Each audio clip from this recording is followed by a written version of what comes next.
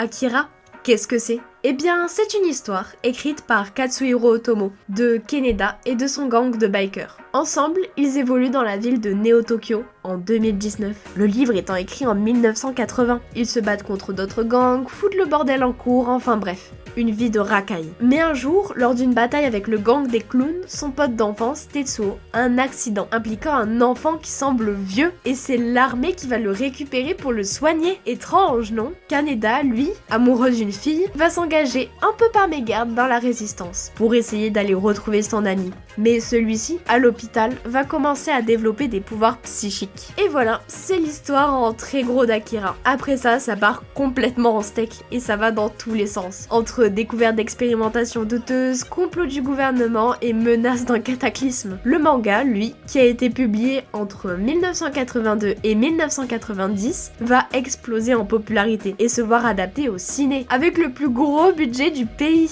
C'est un film d'animation cyberpunk. Mais c'est quoi le cyberpunk? Eh bien, c'est un genre qui trace ses origines dans les années 50, avec des auteurs comme Philip K. Dick ou Gibson, avec Neuromancien. Généralement, on est dans un futur dystopique, totalement régi par la technologie. On retrouve également des problématiques de société, représentées souvent par des problèmes réels de l'époque de l'auteur. En bref, Akira, c'est pas juste une histoire de gang et de jeunes qui se tapent dessus. C'est un chef-d'œuvre artistique aussi graphique sans égal, autant à l'époque qu'aujourd'hui, qui explore des plans scénographiques magnifiques et des architectures impressionnantes qui, pour ma part, m'ont laissé sans voix. On peut également noter les choix des sujets moraux et sociétaux qui ont été choisis pour nous pousser, nous, lecteurs, à revoir notre propre vision des choses. Et ça, c'est super cool. Et vous savez ce qui est super cool aussi, c'est que c'est dispo au cours Napoléon.